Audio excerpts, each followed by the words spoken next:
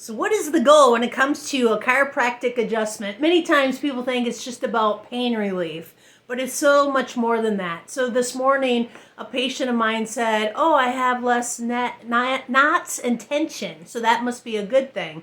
And I said, "Well, less nerve pressure is really the big idea. That is the most important part."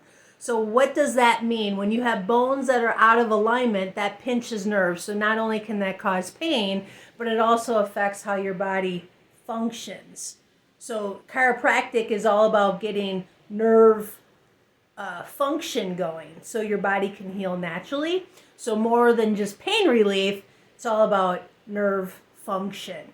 So get this thing checked. Nerve pressure, we don't want that. We want a good, healthy, aligned spine, not spines out of alignment that pinches nerves, not only causing pain, but affecting your function. Hope that is helpful. We'll see you next time.